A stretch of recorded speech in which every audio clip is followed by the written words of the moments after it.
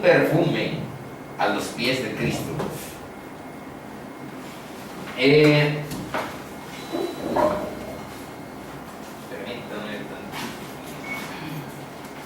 En la sesión de hoy queremos primeramente cerrar el capítulo 2.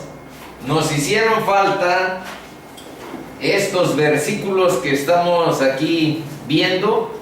Estamos en Hechos 2, del 43 al 47. Dice: y sobrevino temor a toda persona, y muchas maravillas y señales eran hechas por los apóstoles.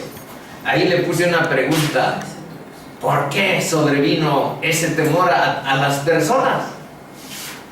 Pero ahorita lo analizamos. 44. Todos los que habían creído estaban juntos y tenían en común todas las cosas. Está subrayado los que habían creído, porque eso nos da la idea de que no todos los que estaban ahí, digamos que habían tomado la decisión de Cristo, sino que los que habían creído eran un grupo, y con ellos se abrió una comunidad de cosas, como ahí se dice, y vendían sus propiedades y sus bienes y lo repartían a todos según la necesidad de cada uno. Y perseverando unánimes cada día en el tiempo y partiendo el pan en las casas, comían juntos con alegría y sencillez de corazón, alabando a Dios y teniendo favor con todo el pueblo. Y el Señor añadía cada día a la iglesia los que habían de ser salvos. Bueno, ¿por qué sobrevino ese temor? Si es que estaban viendo muchas maravillas y señales. Aquí dice que experimentaban la cercanía de Dios en medio de ellos, mediante dos situaciones que estaban ahí claramente presentes. El poder del Evangelio es aquello de arrepiéntanse, conviértanse, hagan obras dignas de arrepentimiento. Buenas noches. Y esa parte es la que estaba actuando en esa comunidad, el poder del Evangelio. Y por supuesto lo que estamos viendo en todo el capítulo 2 es la presencia del Espíritu Santo, que si bien no es visible, yo les aseguro que cuando ustedes decidan entregar, rendir su vida a Cristo, sentirán la presencia del Espíritu Santo en sus vidas de manera sólida, consistente y real. No es autohipnosis, no es imaginación, no es algo así que nos figuremos, no, es una presencia real, la del Espíritu Santo en nuestras vidas, y es el que nos guía, el que nos empodera frente al pecado. Como vamos a ver aquí, la iglesia era una de sus características, pero vamos con calma. Verso 44, los que habían creído. Aquí dice que era como equivalente a ser salvos, porque es lo que se afirma al final. Vean, y el Señor añadía cada día a la iglesia los que habían de ser salvos. Entonces, la salvación corresponde a las personas que Dios recibe como sus hijos, adopta como sus hijos y les hereda su Espíritu Santo para guiarlos y para empoderarlos frente al pecado. Dice, no tenía nombre. Fíjense que aquí no dice los cristianos, todavía no se acuñaba ese término. Fue en Antioquía y muchos meses después, bueno, no tantos. En uno de los viajes de Pablo, aquí Pablo no aparece en escena. Si se dan cuenta, tanto el capítulo 2 como el capítulo 3, ¿quién ha sido el protagonista principal? El Espíritu de Jesús, pero por vía de Pedro.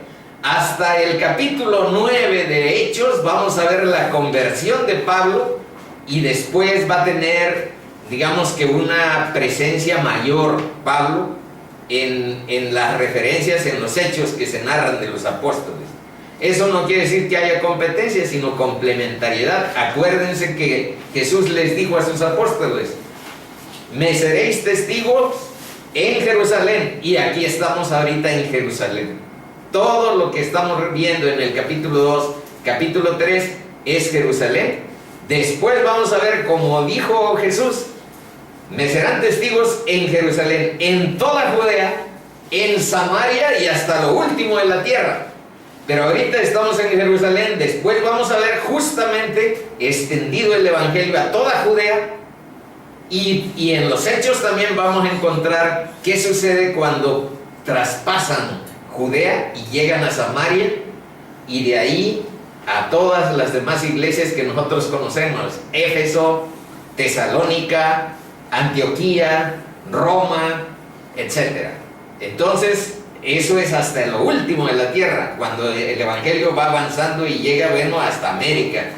El libro de Hechos no es un libro que esté así concluso como todos los demás. ¿Por qué? Porque los hechos de Jesús y del Espíritu de Dios en la tierra siguen día a día aconteciendo. Ya no tienen la calidad de autoridad bíblica, como si fuera una escritura. Yo he dado aquí mi testimonio de que Dios ha transformado mi vida, pero eso no pasa a ser parte de la escritura. No tiene autoridad de escritura, es un testimonio personal y punto. Tiene su valor y hasta ahí. Pero los hechos, estos sucesos de transformación que ustedes un día van a venir aquí a contar sus transformaciones, esos hechos siguen abiertos. Por eso es un libro no concluso. Siguen abiertos. Dios, Jesús especialmente, sigue actuando en su iglesia. Día a día hay milagros, día a día hay transformaciones, porque no hay un milagro más grande que Dios nos perdone nuestros pecados y nos convierta en sus hijos adoptivos. Sí, amén. Entonces, ciertamente, eso vamos a ir viendo el día de hoy. Miren, tampoco ser cristiano, aquí dice que los que habían creído, pues no todos, y que no siempre, ustedes eso lo saben con claridad, vamos a encontrar como unanimidad en que reconozcan a Jesús como Salvador y Señor, no obstante que todos sabemos lo que pasó en la cruz, cuando menos tenemos una referencia, pero eso no quiere decir que ya nos hayamos convertido. Hay un proceso que es muy sencillo, cada vez que aquí nos reunimos lo volvemos a decir, pero el día de hoy, más adelante que aparezca Pedro diciendo el evangelio a los demás, pues ahí él nos lo va a repetir, porque no se trata de obsesiones personales, se trata de la palabra de Dios y la guía para nuestro caminar, para caminar en su sabiduría, para caminar en obediencia a su luz. Bueno, aquí dice que ciertamente a veces los cristianos son un pequeño remanente comparado con la población grande. Vean, aquí Jesús nos lo advirtió. Dice: no temáis, manada pequeña. Bueno, a Jesús hay que aceptarle que nos trate con esta manada pequeña, porque a vuestro Padre le ha placido daros el reino. Entrad por la puerta estrecha, porque ancha es la puerta y espacioso el camino que lleva a la perdición, y muchos son los que entran por ella, porque estrecha es la puerta y angosto el camino que lleva a la vida, y pocos son los que la hallan. En realidad, yo pienso que esta es una situación que claramente tiene vigencia en nuestra sociedad. Una cosa son las religiones, que son desde el punto de vista construcciones sociales humanas que se basan en intereses económicos, en control político, en apariencia social, y que constituyen un conjunto de reglas, de rituales, de restricciones, de requisitos, de reglamentos. Y otra cosa es tener la sencillez de una relación con Dios, mediada no por sangre ni por carne, sino por el Espíritu de Dios. ¿Quién nos lava el coco, que dicen algunas personas cuando nos ven que de pronto nos transforman? Nadie que venga de carne ni de sangre. Nadie nos explicó. Ha sido un proceso a donde interviene un poder de Dios, y es el Espíritu Santo el que en la tierra hace eso. Luego, la sencillez de esta relación supone que nosotros hemos vuelto a nacer a nueva vida. A eso se le llama regeneración. Y la renovación de nuestro espíritu, por lo que aquí estamos diciendo.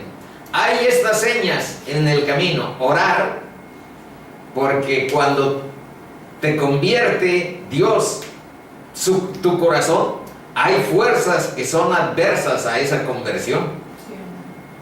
Y entonces necesitas, como el aire, orar.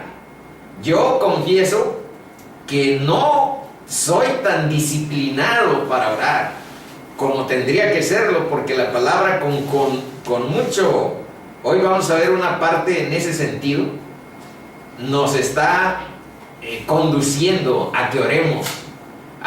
Este es un verso de la Biblia que dice orad sin cesar. Está en Primera de Tesalonicenses.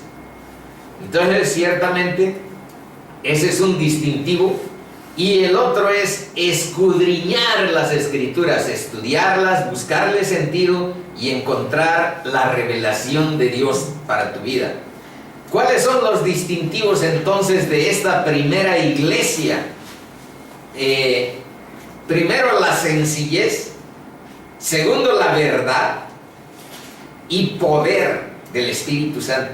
Verdad y poder son los distintivos de la iglesia primitiva. Y ahorita vamos viendo otras cosas que sucedieron. Bueno, versículos 44 y 45. ¿Cuáles son los sentimientos espontáneos que distinguieron a la primera iglesia? Aquí dice que el primero es abolir privilegios y discriminación. En todas las comunidades, si alguien tiene grado de máster, o tiene mucho dinero, o tiene un abolengo social X, como antes había condes, princesas, etcétera, etcétera, siempre nos tratan, o procuramos que nos traten con cierta distinción social. Y a los que están pobretones y demás, pues discriminarlos. Bueno, una de las cosas que espontáneamente surgieron en esta primera iglesia es que se abolieron los privilegios y la discriminación. Hay muchos versos de cartas en Santiago, en Pedro, a donde nos advierten que no haya discriminación de clase entre los cristianos. Entonces hay un espíritu de unidad, hay un espíritu de armonía y de gozo, y algo muy importante, sinceridad de corazón.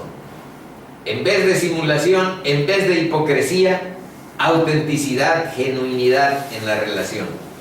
Bueno, aquí hay dos versos que hablan de perseverar, perseverando unánimes, que vienen del verso 46. Perseverando unánimes cada día en el templo. Perseverar es mantener la constancia, la tenacidad, la diligencia, la aplicación en una determinada actividad.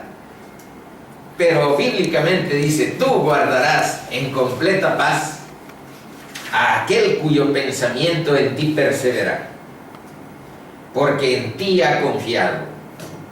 Confiad en Yahvé. Le fui cambiando en algunas por la aclaración que hicimos de que es mejor traducción esta que la otra, que Jehová. Pero es difícil, a veces se pasa una y no queda, pero aquí está: confiad en Yahvé perpetuamente, porque Yahvé, el Señor, está la fortaleza de los siglos. No sé si haya venido la doctora Marta cuando aclaramos que el nombre Tiene, así, ¿verdad? Sí, sí.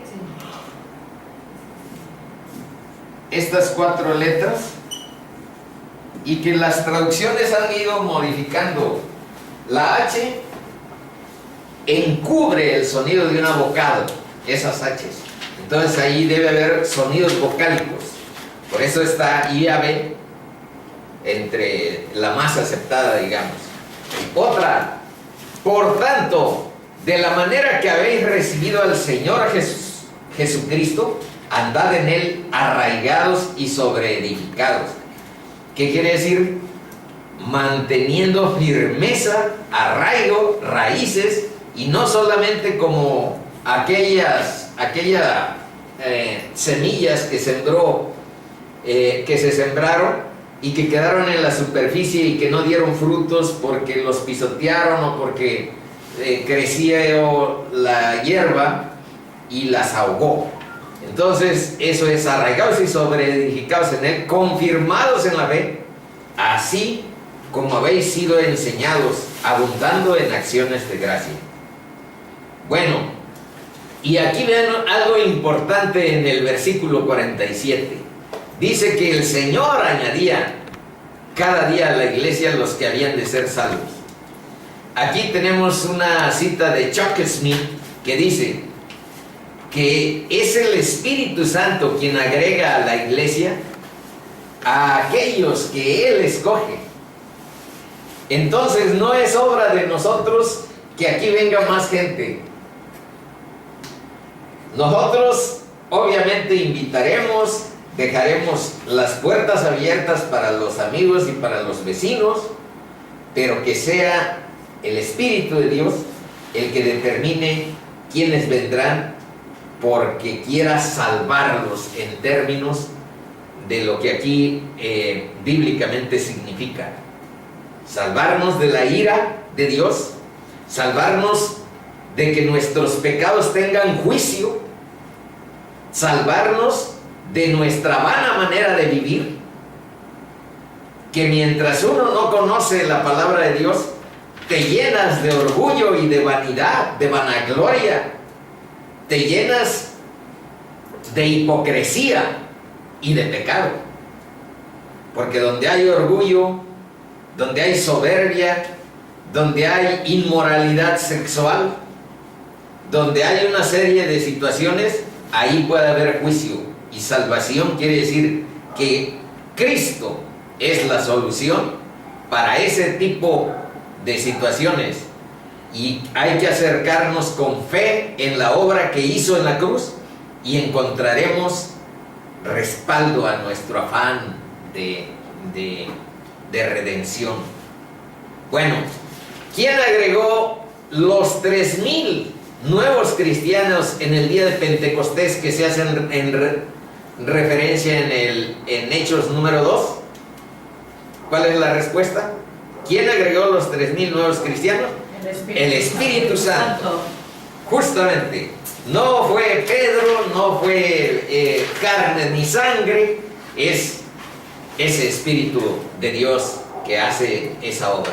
Bueno, entramos ahora, hermanitos, al capítulo número 3. Veamos los primeros 9 versos. Si antes en el capítulo 2 Pedro andaba solo, bueno, se hace referencia de él, porque en realidad solo hablando, enfrentando, estaba acompañado por los 11, después los 12 y 120 más personas que se estaban agregando en ese tiempo a la primera iglesia. Entonces eran 120. Nos referimos a que se hace mención en la narración de los hechos como una persona que va encabezando el flujo de las ideas, el flujo del evangelio que ahí están haciendo. Bueno, pero ahora está Pedro y Juan. Subían juntos al templo a la hora novena, la de la oración. La hora novena son las 3 de la tarde, porque la hora cero son las 6 de la mañana. Entonces, si suman a 6, 9, llega a 15 horas, que son las 3 de la tarde. Y era traído un hombre cojo de nacimiento, a quien ponían cada día a la puerta del templo, que se llama La Hermosa, para que pidiese limosna de los que entraban en el templo. Este, cuando vio a Pedro y a Juan que iban a entrar en el templo, les rogaba que le diesen limosna. Pedro, con Juan fijando en él los ojos, le dijo: míranos. Entonces él les estuvo atento, esperando recibir de ellos algo. Mas Pedro dijo: no tengo plata ni oro, pero lo que tengo te doy. En el nombre de Jesucristo de Nazaret, levántate y anda. Y tomándole por la mano derecha, le levantó. Y al momento se le afirmaron los pies y tobillos. Y saltando, se puso en pie y anduvo. Y entró con ellos en el templo, y andando y saltando y alabando a Dios. Y todo el pueblo le vio andar y alabar a Dios. Estos son los versos que vamos a analizar, hermanitos. El verso 1 dice aquí que Pedro y Juan habían sido como del círculo más cercano de Cristo. Y agregamos a Jacobo. Vamos a leer unos versos a donde se constata eso. Y además es en los momentos más cruciales de la vida de Cristo.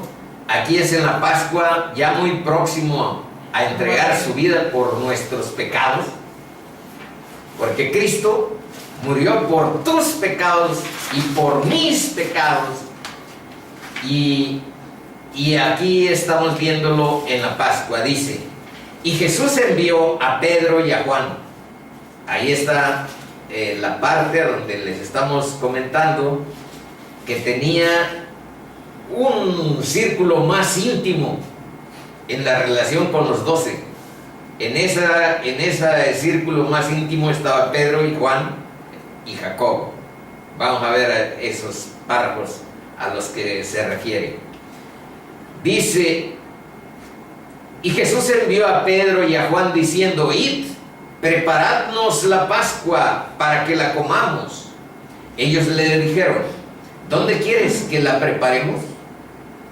Él les dijo: he aquí, al entrar en la ciudad, os saldrá al encuentro un hombre que lleva un cántaro de agua.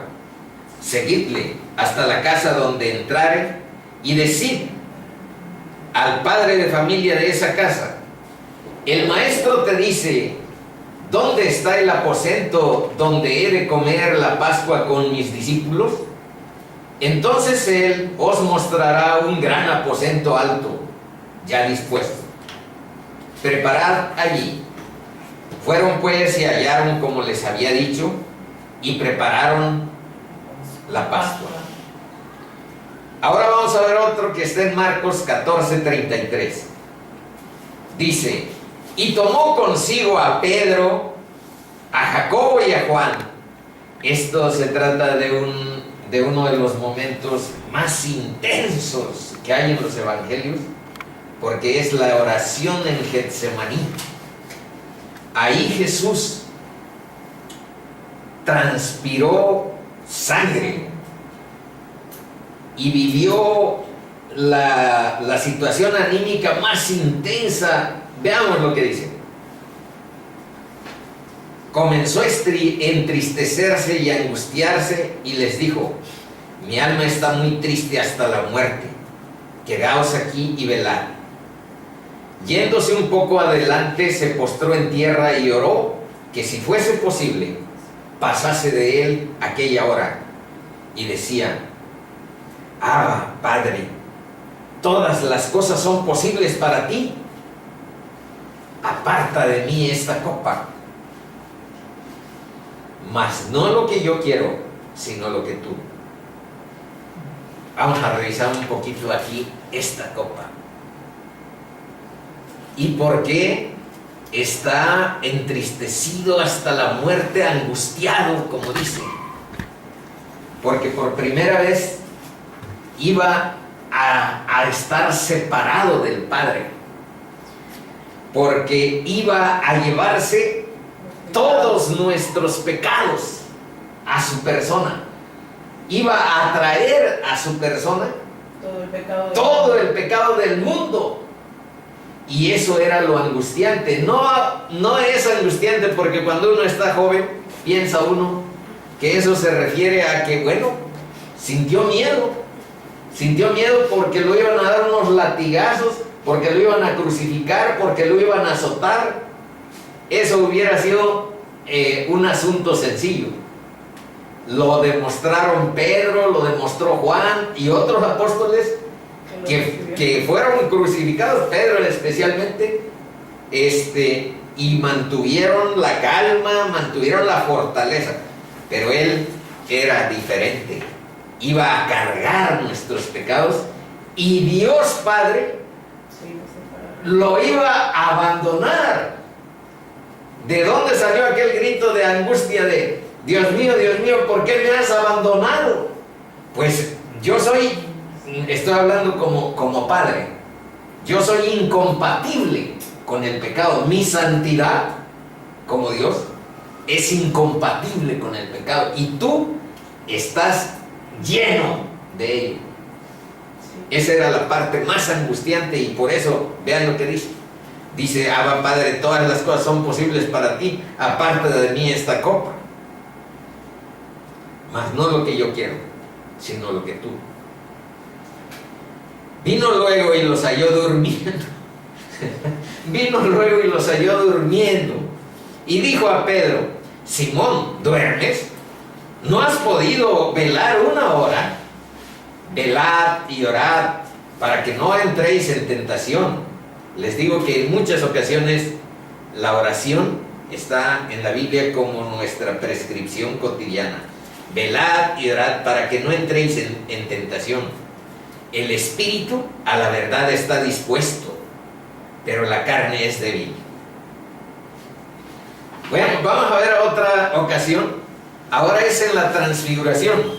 Nada más recogí un verso, no están dos, porque ya en alguna ocasión aquí lo hemos leído. Dice: 6 días después Jesús tomó a Pedro, a Juan y a Jacobo y a Juan su hermano, y los llevó aparte a un monte alto. Ahí es la transfiguración. Otra vez aparece Pedro, otra vez aparece Jacobo y otra vez aparece Juan, como el círculo más íntimo y cercano del Señor. Dice: y se transfiguró delante de ellos, y resplandeció su rostro como el sol, y sus vestidos se hicieron blancos como la luz. Bueno, esa es una parte de la identidad de estas 3 personas. Ahora veamos la siguiente. Estamos en la página 3.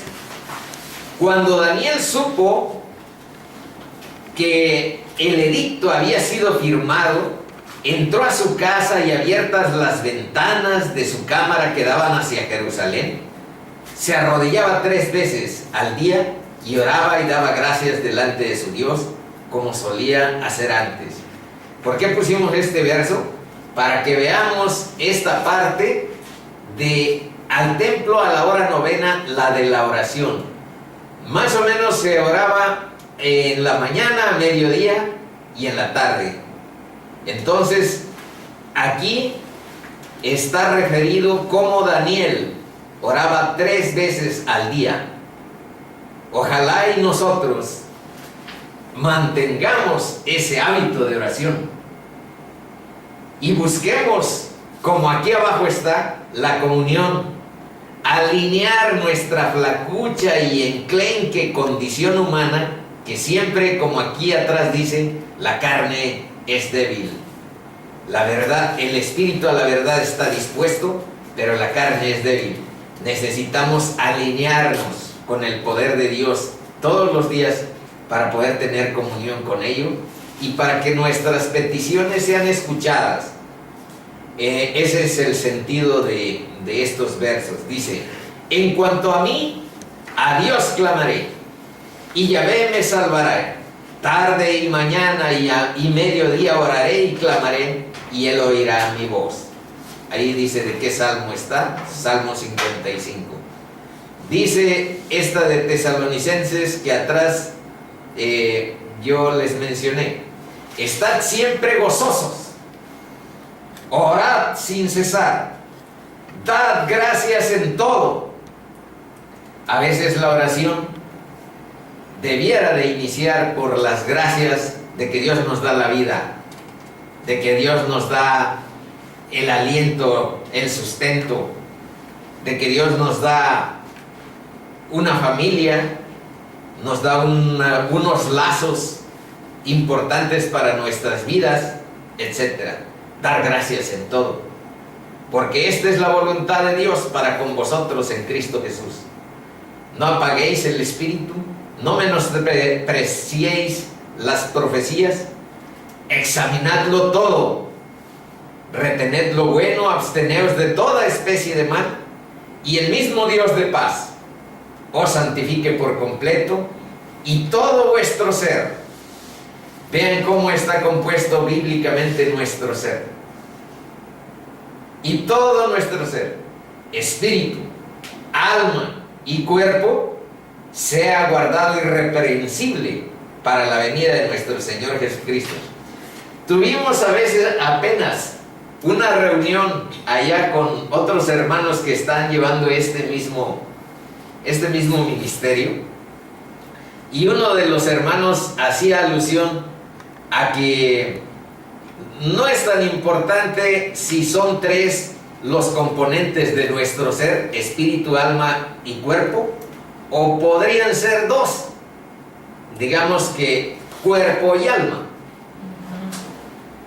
Pero desde mi perspectiva es importante esclarecerlo, porque hubo un filósofo griego que se llamó Platón, que él mencionaba entre su filosofía y su pensamiento que justamente los seres humanos tenemos cuerpo y tenemos alma, y que el cuerpo es como una cárcel que apresa al alma, que el alma es alada y de altos ideales, y que habría que sacrificar al cuerpo para que el alma pudiera tener libertad de ideales, de pensamientos, de sabiduría. Ese es Platón, no es la Biblia. La Biblia dice que nuestro cuerpo no es cárcel, que nuestro cuerpo es sagrado. Sí, es templo. Es templo del Espíritu Santo. Y que hay que mantener irreprensible nuestro cuerpo también. Entonces, cuando la Biblia habla de carne, porque ahí se hace una antítesis entre carne y espíritu, y dice que los que estamos en la carne no podemos agradar a Dios, que tenemos que seguir en el espíritu. Bueno, cuando hace esa distinción se refiere a un sistema de valores, de concupiscencias, de deseos, pero esa es otra cosa. El cuerpo, desde el punto de vista bíblico, es, digamos que también sagrado, y hay que aceptarlo como tal. Bueno, vamos a continuar. El versículo 2 y 3 de este capítulo dice que este hombre cojo de nacimiento era traído a quienes ponían a cada día a la puerta del templo, que se llamaba la hermosa, para que pidiese limosna de los que entraban al templo. Puse aquí unos versos porque deben saber que Dios les encargó en su palabra a los israelitas que no hubiera mendigos entre ellos. Y ahorita vamos a ver. Dice: para que así no haya en medio de ti mendigo. Está hablando al pueblo de Israel. Porque Yahvé te bendecirá con abundancia en la tierra que Yahvé tu Dios te da por heredad, para que la tomes en posesión, si escuchas fielmente la voz de Yahvé tu Dios, para guardar y cumplir todos estos mandamientos que yo te ordeno hoy. Ya que Yahvé tu Dios te habrá bendecido, como te he dicho, prestarás entonces a muchas naciones más. Tú no tomarás prestado. Tendrás dominio sobre muchas naciones, pero sobre ti no tendrán dominio. Cuando haya en medio de ti menesteroso, en alguno de tus hermanos, en alguna de tus ciudades, en la tierra que Yahvé tu Dios te da, no endurecerás tu corazón, ni cerrarás tu mano contra tu hermano pobre, sino abrirás a él tu mano liberalmente y en efecto le prestarás lo que necesite. Estas eran instrucciones de Dios que claramente al mismo tiempo nosotros no hemos escuchado con prontitud.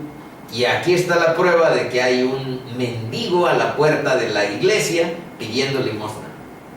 Vamos a ver otro, para que profundicemos acerca de cómo trata la Biblia el problema de la pobreza. Veamos, Salmo 41, 1, 2. Bienaventurado el que piensa en el pobre, en el día malo lo librará Yahvé. Jehová lo guardará y le dará vida. Será bienaventurado en la tierra y no lo entregarás a la voluntad de sus enemigos. El que piensa en el pobre será librado por Dios, lo guardará y le dará vida. Veamos dos proverbios. Dice: a Yahvé presta el que da al pobre. Es como si a Dios le prestaras dinero si tú ayudas a un pobre. Eso quiere decir este proverbio. Y el bien que ha hecho se lo volverá a pagar. ¿Quién? Dios. El que escarnece, el que se burla, el que menosprecia al pobre, afrenta a Dios, afrenta a su hacedor. Y el que se alegra de la calamidad no quedará sin castigo. Hay generación, y yo pienso que esa es la nuestra, cuyos dientes son espadas y sus muelas cuchillos, para devorar a los pobres de la tierra y a los menesterosos de entre los hombres. Vivimos en una sociedad injusta, hermanitos, a donde los menospreciados, los excluidos, por todos los siglos han vivido situaciones y viven situaciones de crudeza brutal. Bueno, otro más. Antes, Gálatas 2, 7, 10. Antes, por el contrario, como vieron que me había sido encomendado el evangelio de la incircuncisión, habla Pablo. Los incircuncisos somos tú y yo. Los gentiles, los circuncidados, son los israelitas, los hebreos, los judíos. Como a Pedro, el de la circuncisión, lo de los judíos. Pues el que actuó en Pedro para el apostolado de la circuncisión, actuó también en mí para con los gentiles. Y reconociendo la gracia que me había sido dada, Jacobo, Cefas, que es Pedro, y Juan, que eran considerados como columnas. Aquí también Pablo hace mención que estos tres eran las columnas del cristianismo. Nos dieron a mí y a Bernabé la diestra en señal de compañerismo, para que nosotros fuésemos a los gentiles y ellos a la circuncisión. Solamente nos pidieron, fíjense aquí, en los tratos entre los apóstoles, solamente nos pidieron que nos acordásemos de los pobres, lo cual también procuré con diligencia hacer. Vamos a Isaías.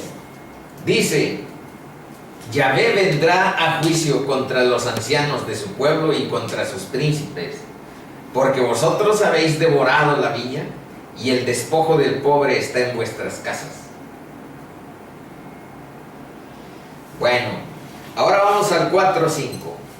Dice: Pedro y Juan, con Juan fijando en él los ojos, le dijo: míranos. Ahí esto es tener contacto visual. Cuando tú no le quieres dar nada a un mendigo que está pidiendo limosna, procuras ni verlo, o procuras esconderte, o torcer la cara para para no tener contacto visual. Estoy hablando de nuestro mal corazón a veces. Dice, pero ellos le dijeron, míranos. Entonces él les estuvo atento. Aquí hay dos versos que hablan en dónde está mejor puesta nuestra esperanza. Dice Salmo 62:5.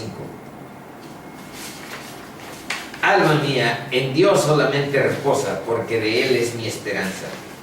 Él solamente es mi roca y mi salvación, es mi refugio, no resbalaré. En Dios está mi salvación y mi gloria. En Dios está mi roca fuerte y mi refugio. Esperad en Él en todo tiempo, oh pueblos. Derramad delante de Él vuestro corazón. Dios es nuestro refugio. Amén.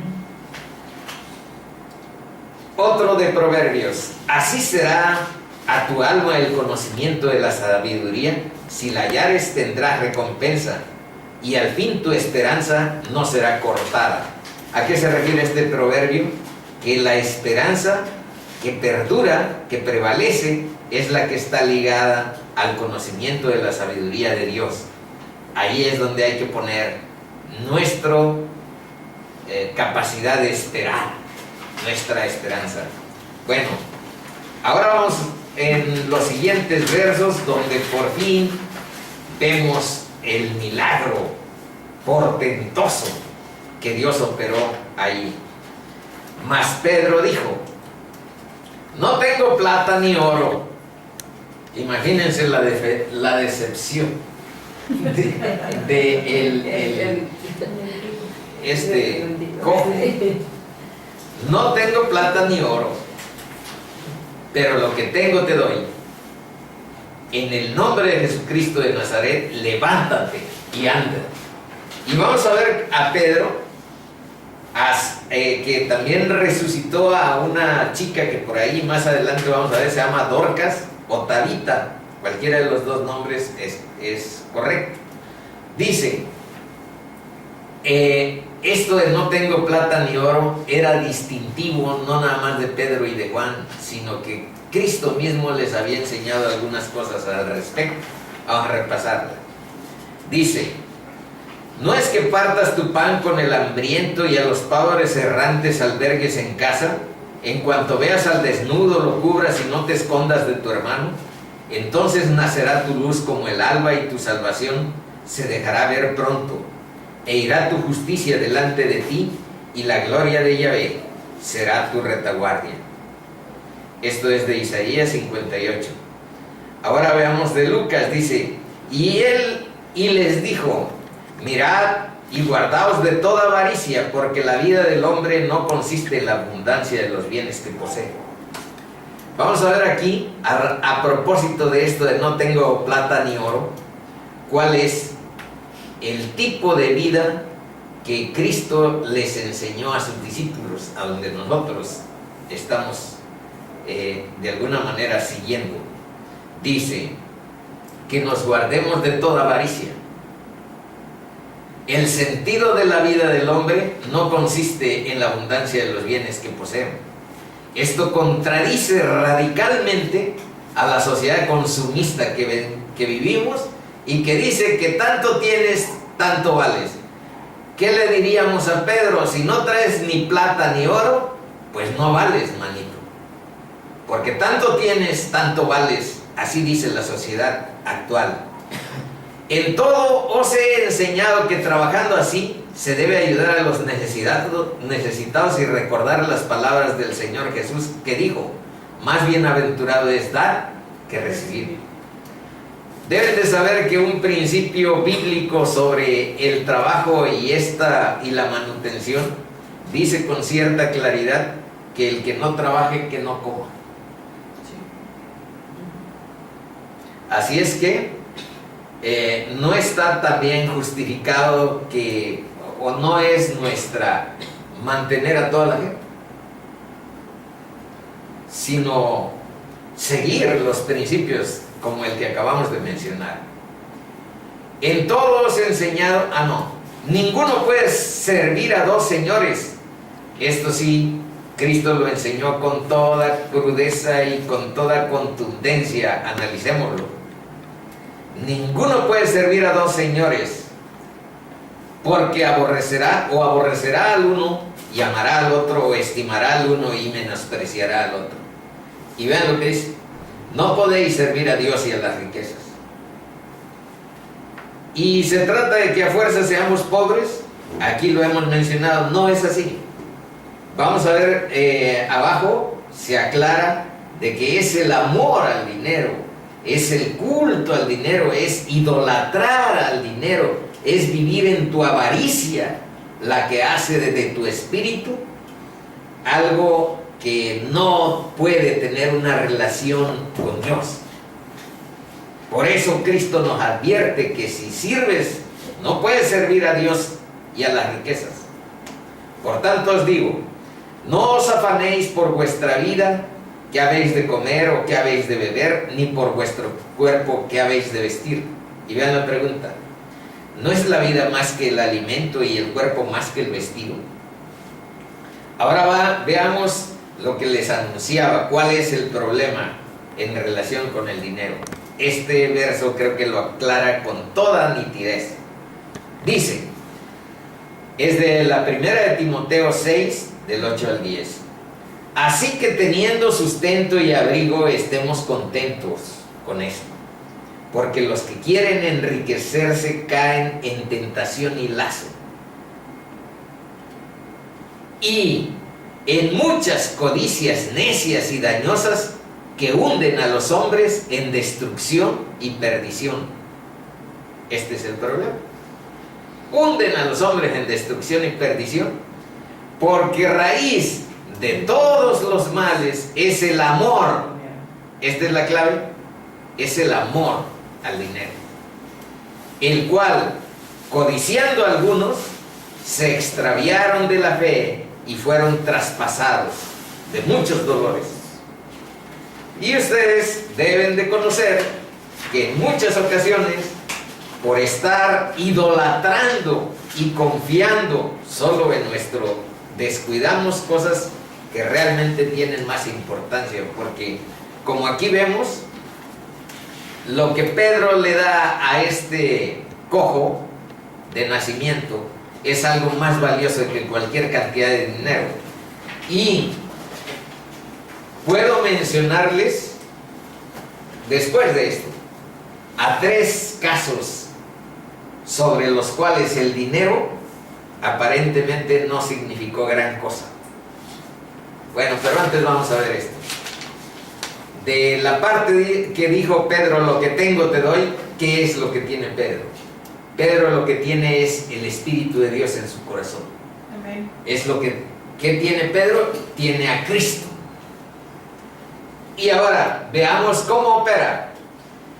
Primero le ha dado sabiduría para instruir, en el capítulo 2 leímos que sabía de Joel, sabía del Salmo 16, sabía del Salmo 110, y ahorita más adelante vamos a ver que habla de Moisés, sabiduría para instruir. Luego también se refleja la presencia del Espíritu en su vida, en que lo dota de audacia y valor para poder proclamar el Evangelio, aún en condiciones no ventajosas. También, esto es lo que aquí está pasando en este capítulo 3, Pedro es canal de bendición para enfermos como este tullido. Y también Pedro, lleno del Espíritu y como siendo la acción de Cristo, habilita para la oración eficaz. Más adelante les digo que resucita a una muerta. Pedro habilita para la oración eficaz. Bueno,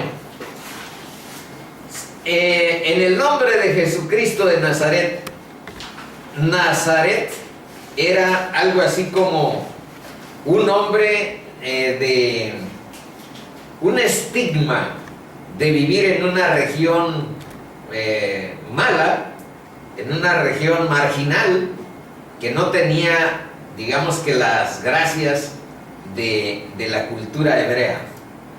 Y Pedro tiene la osadía de nombrar de Jesucristo de Nazaret, porque él sabía lo que era Jesús.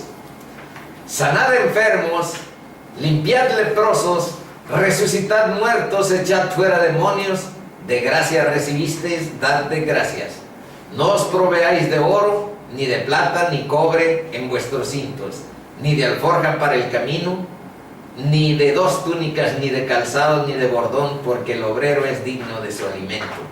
Esto se refiere a cuando los envió a predicar, y les dijo que no fueran así como que con una serie de equipajes, sino que fueran a donde les dieran de comer, o lo que les dieran de comer, eso comieran, y a donde les dieran habitación, ahí durmieran, y con estas características: sanad enfermos,